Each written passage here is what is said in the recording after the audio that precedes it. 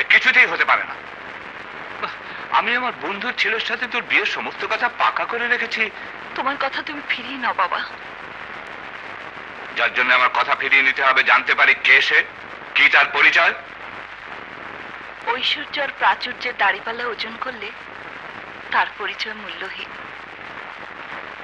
তবে সামাজিক মূল্যবোধের মূল্যায়নে সে এক সাধারণ ঘরের অসাধারণ ব্যক্তিত্ব। নাম ফয়সাল। ১৫০০ ছেলের ইন্টারভিউ নিয়ে তুমি যাকে ট্যালেন্ট বলে স্বীকৃতি দিয়েছ। আমি তাকে স্বীকৃতি দিয়েছিলাম আমার অফিসের কর্মচারী হবার জন্য, আমার একমাত্র মেয়ের স্বামী হবার জন্য নয়।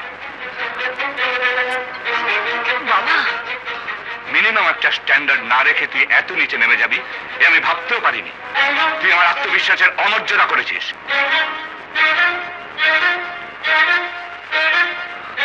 তুই আমার একমাত্র সন্তান, এই বাড়ি ঘর সয় সম্পত্তি সবকিছু তোর, তাই কপর দক্ষিণ ছা পোষা একটা সাধারণ ছেলে আমার ঘরে জামাই হতে পারে না। ঐশ্বর্যের সাথে বন্ধুত্ব হয় ঐশ্বর্যের, ধনীর সাথে ধনীর, কোনো গরিবের সাথে নয়। তাই তোর বিয়ে আমার সিদ্ধান্ত মোতাবেক হবে, তোর পছন্দ নয়। যা, নিজের ঘরে যা।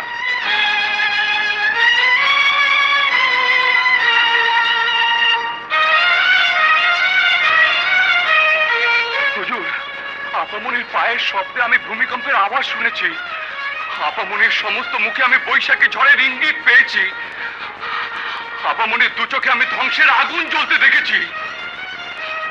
দোহাই আপনার, এত বড় সর্বনাশের হাত থেকে এবারের সুখ শান্তি বাঁচান। আপামনির সিদ্ধান্তকে মেনে নিন। আমার এটা পুতুল খেলার সিদ্ধান্ত নয়, জীবন নিয়ে খেলার সিদ্ধান্ত। আর যে সিদ্ধান্তে মেয়ের জীবনটা নষ্ট হয়ে যেতে পারে, বাবা হয়ে কিছুতেই সে সিদ্ধান্ত মেনে নেওয়া যায় না। আর যদি তুই কোনো সন্তানের বাবা হতি তবে বুঝতি।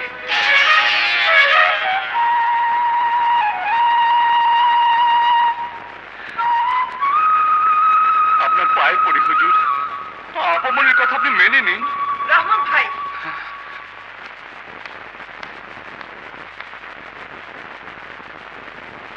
চোখের লোনা পানিতে বরফ গলে, পাষাণ গলে না।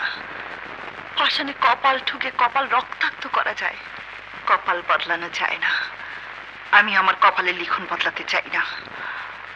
ধরো বাবা, ওই কাগজটায় তোমার ঐশ্বর্য আর আভিজাত্য থেকে নিজেকে স্বেচ্ছায় বঞ্চিত করে নেবার আমার স্বাক্ষর করা জবানবন্দি।